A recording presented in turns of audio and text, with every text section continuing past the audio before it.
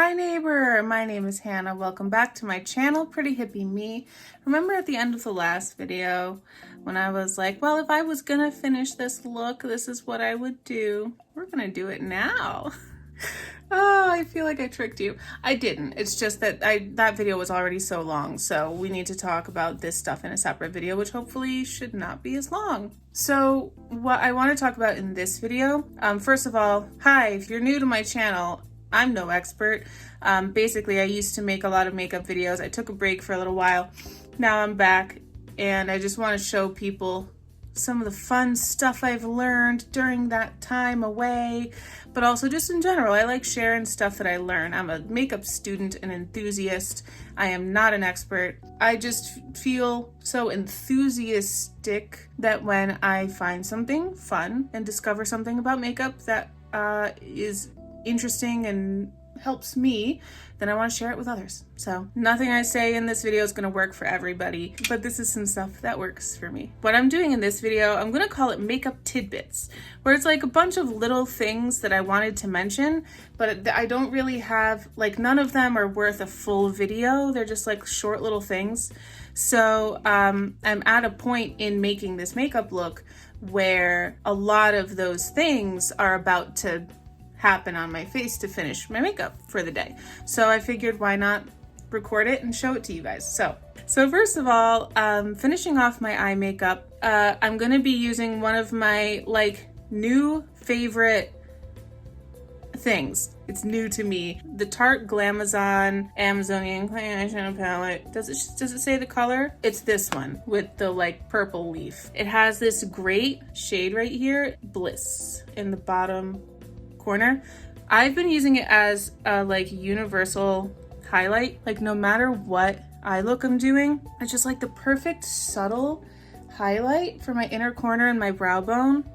And it works beautifully with warm toned looks, cool toned looks, natural looks, less natural looks.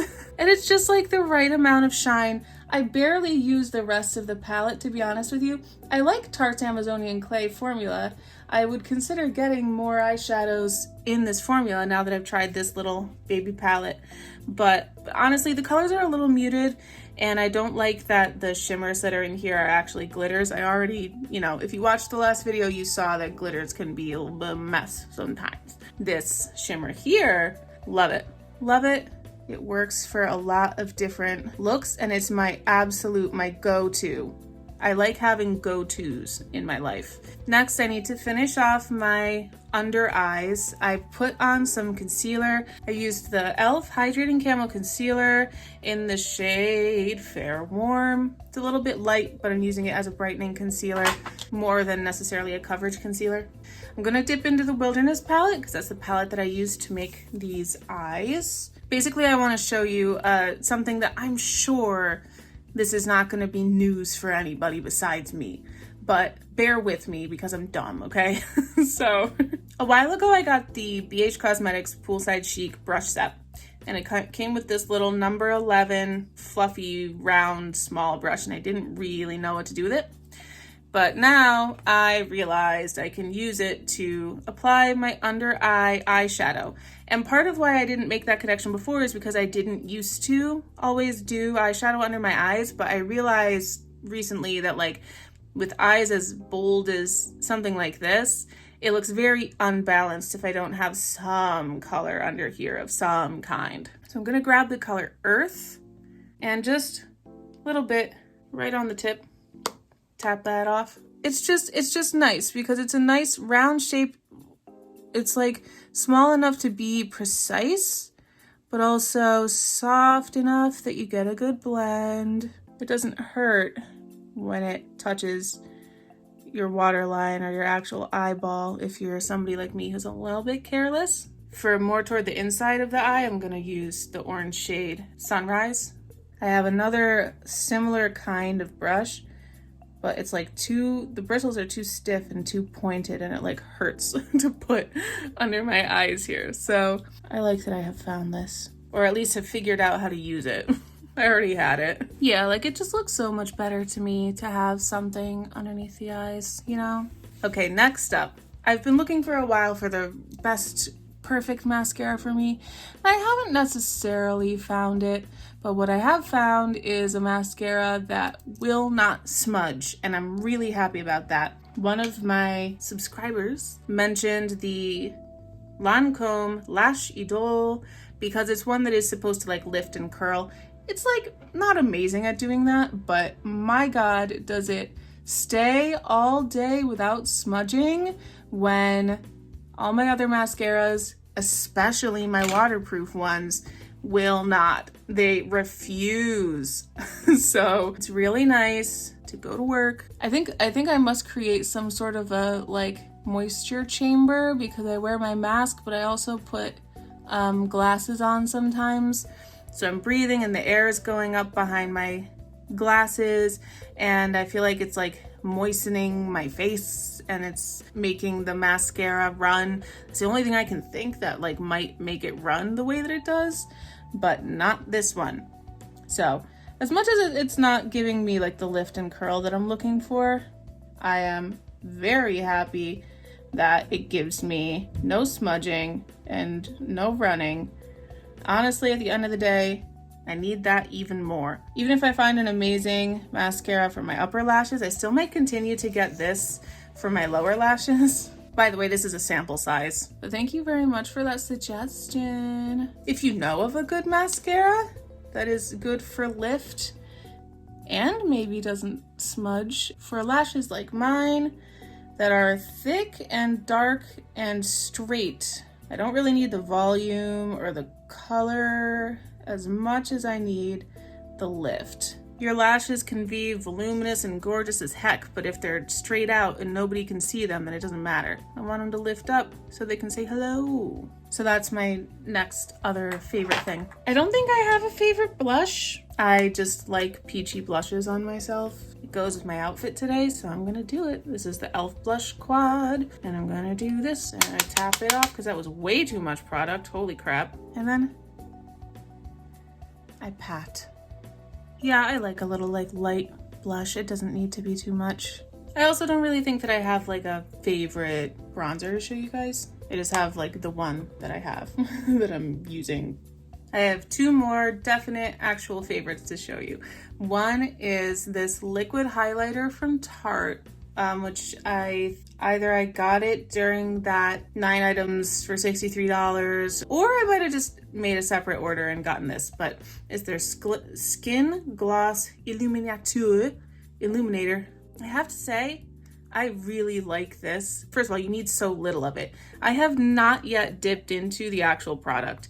Everything I've done, I've had this for months. Everything I've done has just come from this cap. So I take just like, whoop, there, that much, okay? And shear it out on my cheekbone, up wherever I want it to go. It's a good shade for me, it blends in. Hello. Ah! Like, compared to over here? Oh my God. Apparently, I don't know, people are saying that like now everybody is talking about how highlighter just makes you look sweaty and oily or whatever. But when I have a matte foundation like this on, I don't mind adding a little bit of moisture glow back to my face. Otherwise, like I don't like the matte look. I don't really like the powdery kind of, to me it just looks kind of dead. So I'd rather have a little glow. And I feel like this stays on my face through masking a lot better as well. And look, the color is seamless. It blends right in. You'd never know I was wearing it if I didn't show it to you. But the shine, I don't really need color in my highlight, you know? I just want it to be shiny. And this glassy, glossy shine is perfect for me. Yeah, I really like this, and I got it on a deep discount sale, and I like this is enough to last me my whole life. Just want to reiterate how much I love the Aquaphor. Just like Aquaphor Advanced Therapy Normal Ointment for my lips. I'm feeling it now, so I'm gonna put it on. Honestly, if you just want the look of like a clear gloss, but you want something that actually helps your lips too, just saying. Now I'm wearing a lipstick. Oh no, it's on my teeth. That's why I don't wear this lipstick anymore. It is the worst. It immediately gets on teeth. Okay, well, all right. Well, we'll move quickly on to the next thing, which is also the final thing, which is spray on SPF to go over your makeup. So I got this from Habit. It's like $40. It's ridiculous. It's stupidly priced. And they talk in the commercial so much about like, wow, it smells so good. And it does not. It smells like Febreze mixed with sunscreen. So, you know, but I love the idea of this a lot. I love the concept of this a lot. I do not love the price and I do not love the smell. But it's basically, after you put all your makeup on, you spritz, and you have to spritz 7 times too, which when you're paying a lot for it, you're gonna go through it fast. I don't like it. So,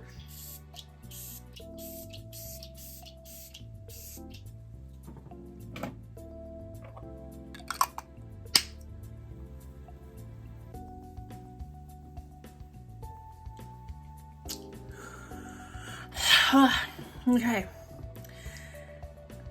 Sun protection. It's SPF 41 broad spectrum sunscreen, and it's built to go over your foundation.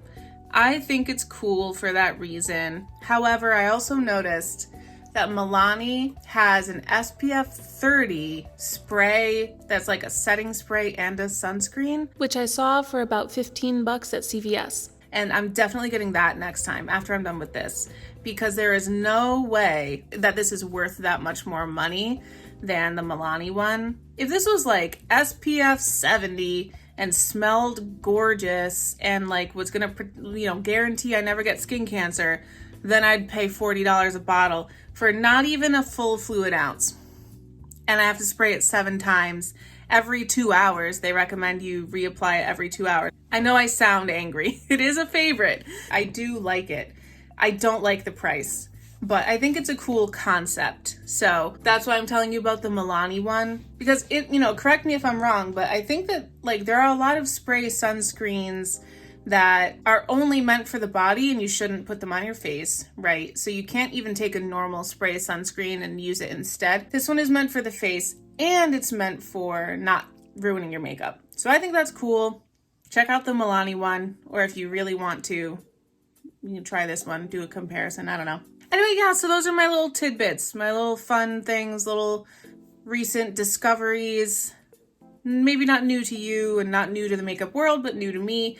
New techniques, new tools, new products, whatever, that I like and I wanted to share with you.